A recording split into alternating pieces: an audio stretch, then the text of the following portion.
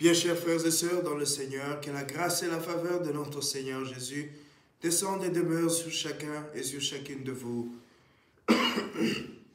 Comme vous le constatez peut-être, il y a une petite toux qui me dérange depuis un certain temps, mais je peux vous rassurer que nous allons bien, notre corps va bien. Le Seigneur continue de nous faire grâce et nous allons continuer de répandre sa parole. J'espère que vous aussi vous allez bien. Merci à toutes et à tous pour vos messages, pour vos contacts, pour ce que vous continuez à faire pour la chaîne. Vous continuez de partager nos vidéos, d'inviter les autres à s'abonner, de liker les vidéos surtout. Mettez de gros pouces bleus, mettez de j'aime pour que cette vidéo ou nos vidéos continuent d'être suggérées à d'autres personnes. Merci pour tout ce que vous faites et que Dieu vous bénisse. Aujourd'hui, nous célébrons le 5e dimanche de ce temps de carême. C'est aussi la fête de Saint Patrick. Et donc, je vous demande vos prières pour ma modeste personne, vos prières pour mon apostolat et pour ma mission de prêtre et d'homme d'église. Aujourd'hui, le Seigneur nous parle d'alliance. Chacun de nous, quelque part, d'une manière ou d'une autre, a conclu une alliance ou a déjà conclu une alliance dans sa vie avec une personne, avec une entité, avec une idée ou avec une religion ou avec une communauté. Dieu aussi a conclu une alliance avec son peuple. Mais cette alliance, Dieu s'est rendu compte que le peuple continuait de briser cette alliance. Le peuple continuait de violer cette alliance. Le peuple continuait d'aller loin de l'alliance que pourtant il avait conclue avec le Seigneur. Le peuple continuait d'agir à l'encontre de cette alliance. Et aujourd'hui, dans la première lecture, le Seigneur dit, je dois conclure une nouvelle alliance. Je dois changer le terme de cette alliance. Je dois conclure une alliance qui va durer dans le temps. Une alliance qui sera éternelle. Et le Seigneur se dit, cette alliance doit partir sur de nouvelles bases. Cette alliance doit commencer différemment, doit prendre un ton différent. Et nous savons, lorsqu'on veut recommencer, on recommence sur de nouvelles bases. Et les bases sur lesquelles le Seigneur veut bâtir cette alliance, s'articulent sur 3 éléments. Le premier élément, c'est que le Seigneur va désormais inscrire sa loi dans les cœurs des membres de son peuple. Avant, nous savons que le Seigneur a donné les 10 commandements. Le Seigneur a écrit ces commandements sur une tablette qui était extérieure au peuple. Le Seigneur a donné ses paroles à Moïse et aux autres prophètes qui restaient quelque part extérieurs au peuple.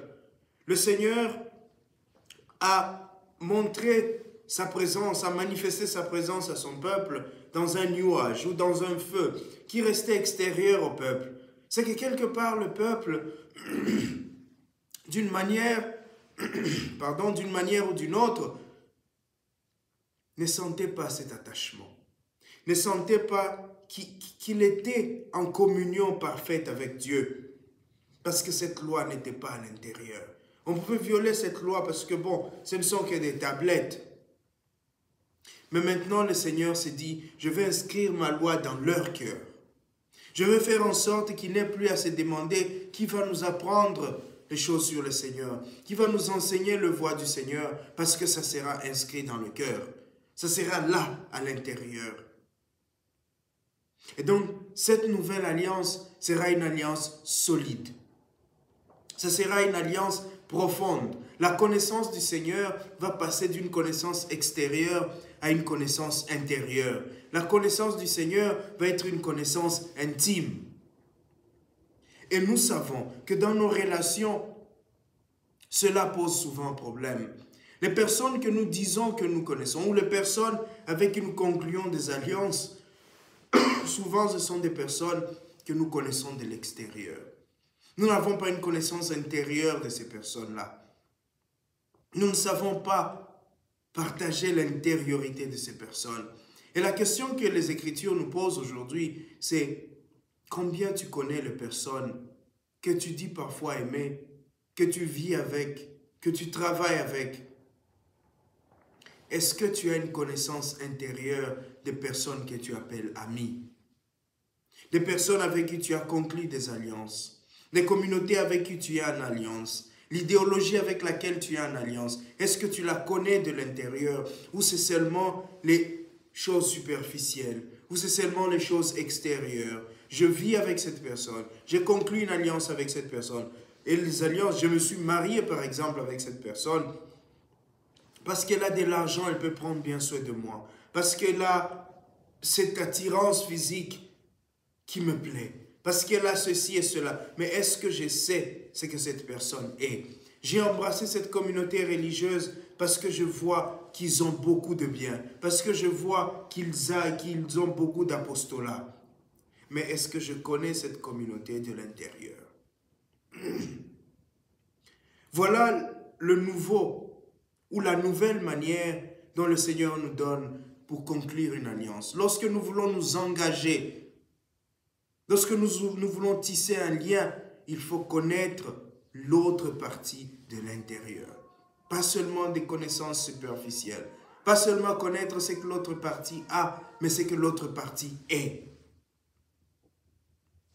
Deuxièmement, pour conclure une alliance, pour entrer dans un lien, pour être uni à une personne ou une idée ou une communauté ou une entité, le Seigneur, il nous appelle. Il nous appelle à créer une relation. Avec son peuple, il crée une relation de filiation. Israël sera désormais le peuple de Dieu. Ils seront mon peuple, je serai leur Dieu. Ailleurs, le Seigneur dira, je serai pour eux un père, ils seront pour moi comme un fils. Et donc, il y a ce lien qui est presque, non pas presque, mais qui est indestructible. Imaginez le lien entre un père et un fils. C'est un lien de sang. On ne peut pas dire aujourd'hui à un papa, ou tu ne peux pas dire à ton père ou à ta mère, vous n'êtes plus mes parents. Ça, c'est en théorie.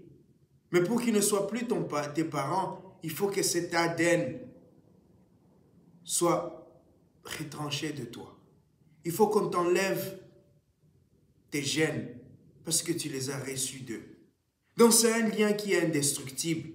Et c'est ce lien-là que le Seigneur établit avec nous. C'est ce lien-là que le Seigneur veut former avec chacun de nous aujourd'hui. Et ce lien, effectivement, le Seigneur le forme avec nous dans le sacrement de l'Eucharistie. Parce que lorsque nous recevons l'Eucharistie, lorsque nous recevons le Christ dans l'Eucharistie, il fait un avec nous.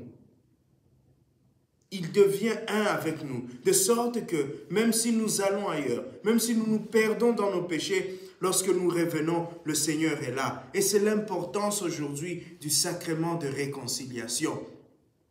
Ce sacrement nous prouve que le lien qui est entre nous et le Seigneur, c'est un lien indestructible. Et pourquoi Satan est jaloux de nous? Pourquoi Satan attaque les chrétiens, veut détruire les chrétiens? C'est parce qu'il sait que le Seigneur a conclu avec nous une alliance indestructible. Le lien qui nous unit avec le Seigneur, le sang, le lien de sang qui nous unit avec le Seigneur, parce que Jésus, en versant son sang, a conclu cette alliance avec nous. C'est un pacte de sang qu'il a conclu avec nous. Et ce pacte, il est indestructible. Il est inaliénable. Et donc, chers frères et sœurs, c'est cela, la deuxième manière, ou le deuxième motif pour conclure une alliance. Lorsque tu veux entrer dans une relation, pose-toi la question, quelle est la force du lien qui va m'unir à cette personne? Suis-je dans une alliance avec cette personne à cause de l'argent? Si l'argent est le lien qui t'unit à la personne, alors ce lien n'est pas fait pour durer. Si les atouts physiques sont le lien qui t'unit à cette personne, alors cela ne va pas durer. Si les apparences extérieures sont ceux qui te poussent à conclure une alliance avec cette personne ou cette communauté ou cette idée, alors cela ne va pas durer. L'alliance solide, c'est celle qui est conclue avec la force de l'Esprit Saint, avec la puissance de l'Esprit Saint. Parce que le lien que l'Esprit Saint crée, c'est un lien qui ne peut être dénoué. Ces nœuds-là que l'Esprit Saint lie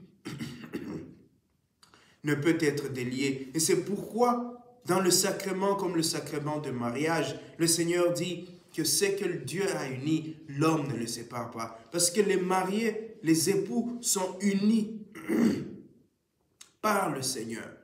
C'est le Seigneur qui consolide ce lien. Et c'est pourquoi, lorsqu'ils joignent leurs bras, le prêtre met les tôles sur les bras pour nouer cette alliance. Le symbole de ce lien-là, ce lien qui est pour toujours.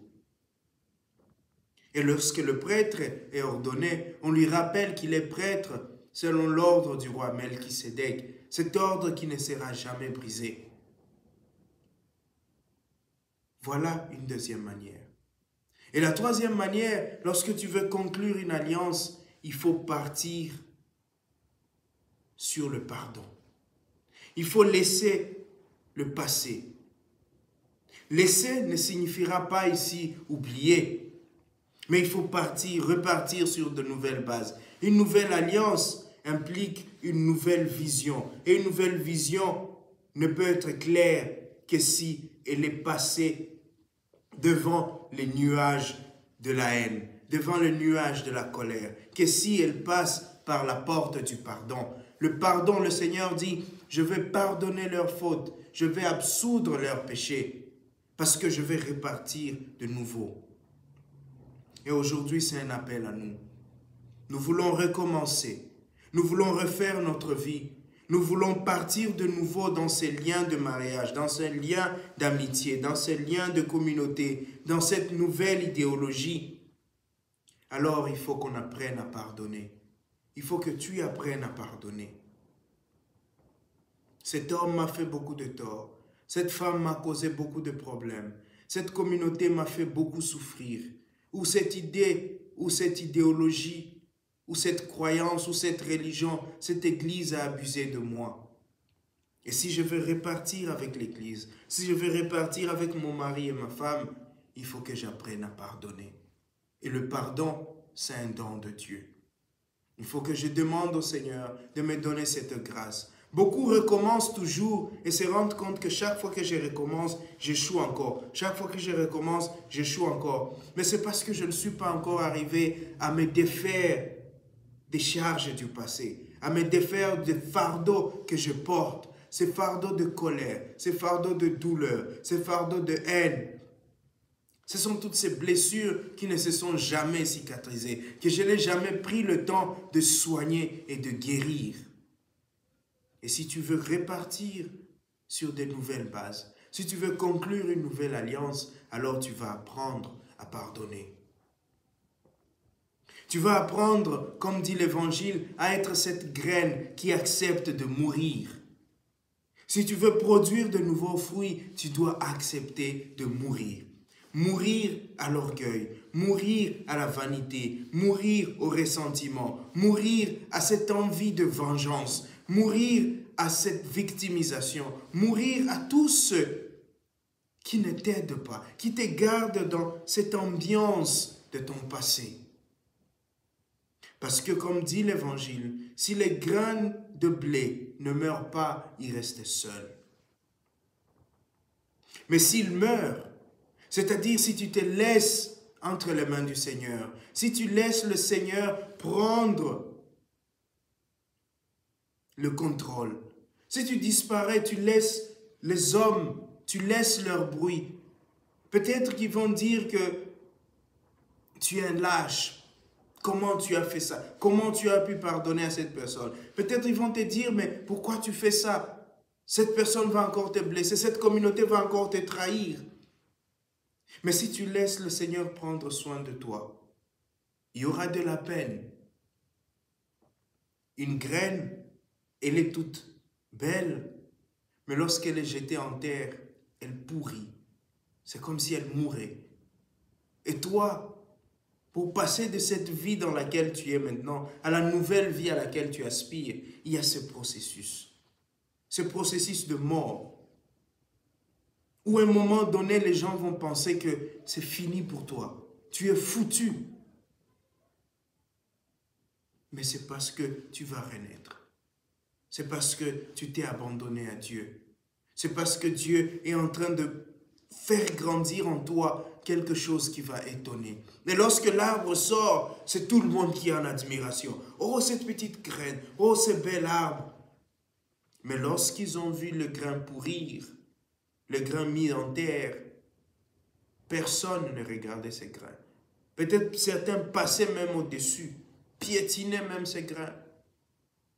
Et lorsque l'arbre ressort, c'est tout le monde qui est en admiration. Et donc, quand tu es dans ce moment de peine, ce moment de résurrection, ce moment de mort, peut-être pas de résurrection, mais de mort, beaucoup vont passer. Beaucoup vont te piétiner.